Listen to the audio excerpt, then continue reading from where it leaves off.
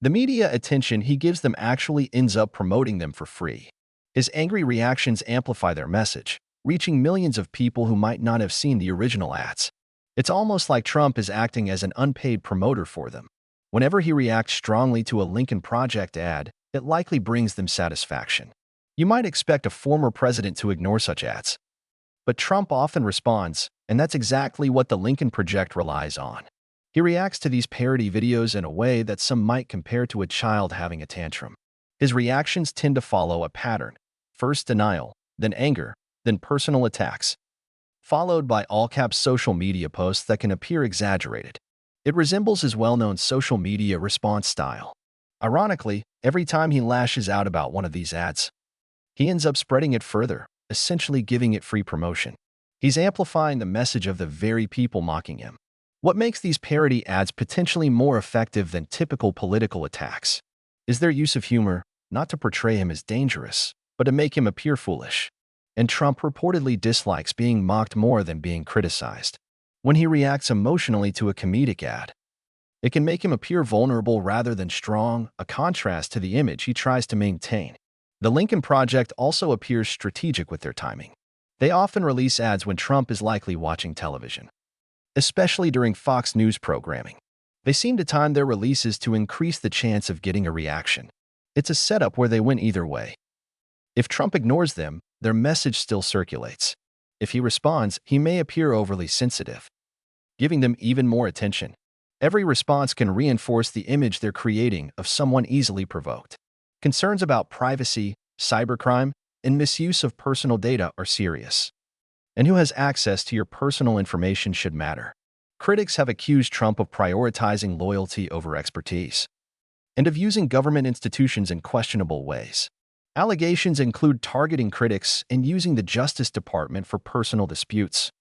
Though some of these claims remain contested or unverified, the idea is that Trump's own reactions sometimes support the Lincoln Project's narrative, that he can be unstable and easily provoked. This conflict illustrates how, in today's media landscape, creativity and psychological insight can be more effective than traditional power or money. The Lincoln Project has figured out how to make politics resonate with younger audiences and provoke Trump in the process. They show that humor, not aggression, can be a powerful tool in political discourse. Ultimately, the biggest threat to Trump, according to this view, might be his own sensitivity to mockery. In this unusual political battle, a smaller group has found a way to turn Trump's reactions against him, making every response a kind of self-inflicted blow. Maybe the takeaway is that in today's political climate, making people laugh can be just as effective, or even more, than making them angry. Let this man access your personal data and disrupt systems like Social Security. Some U.S. allies have shifted their stance on Ukraine, and certain policies have benefited Russia. When American troops die in the line of duty, their remains are honored and returned with dignity, transported on special Air Force planes, not by Elon Musk. Your personal data, Social Security information, tax returns, student loans, VA health records, should remain protected. But reports suggest Elon Musk now has deep connections within key institutions. You know what frustrates Trump even more than McDonald's running out of Big Macs? Republicans making fun of him. The Lincoln Project's parody ads have agitated Trump so much. He's been firing off tweets in rapid succession. Imagine being so sensitive that some YouTube videos send you into an all-caps rage. While most politicians ignore critics, Trump brings more attention to these ads every time he reacts.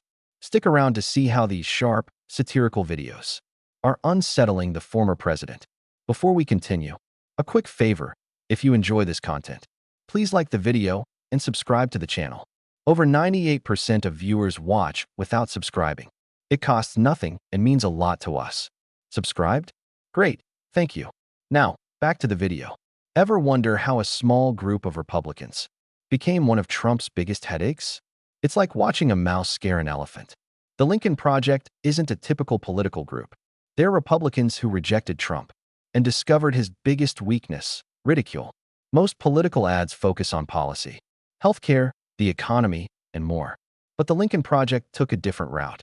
They created ads designed to provoke Trump, less to persuade voters and more to trigger his well-known outbursts. Ask yourself, Are things better than they were 100 days ago? Trump's return wasn't about leadership, but about retaliation. He removed officials loyal to democratic norms. His trade policies led to economic instability, market drops, and increased global isolation. China gained ground in trade. Every U.S. president honors fallen troops, regardless of political party. Where is Trump today? Reportedly golfing again. When troops fall in battle, their remains are returned home with solemn care, transported with honor to their families. These former Republicans have analyzed Trump's insecurities with near-scientific precision. His appearance, his exaggerated claims of wealth, his obsession with crowd size. They craft their ads to press these exact buttons. Why do these ads hit so hard? Because they challenge Trump's ego, not just his policies. And they come from people who were once on his side, like being tackled by your own teammate. Trump struggles to handle criticism from within his party. The Lincoln Project's ads are effective because they're direct, funny, and easy to share. No dry policy lectures, just clever humor that resonates, especially with younger viewers online. One viral video even featured Republicans dressed as cheerleaders, mocking blind loyalty to Trump. Their strategy is smart. They use Trump's own words and actions, making it harder for him to cry fake news. How does this small group get under Trump's skin so easily? They think more like comedians than political consultants. They understand what gets laughs and what spreads online. And they know Trump constantly checks what people say about him, letting someone access your data and weaken public institutions, backing policies that shift alliances or downplay democratic norms, pardoning controversial figures. This isn't a second term. It's a second chance to dramatically reshape the country. So are things better? Safer? More affordable? Many would say no. The economy faces new challenges, and the nation feels more divided. Recently, for U.S. service members, died while supporting alliances in Europe. Their remains were returned with dignity to their grieving families. And when Trump sees another Lincoln Project ad, he still can't help but react.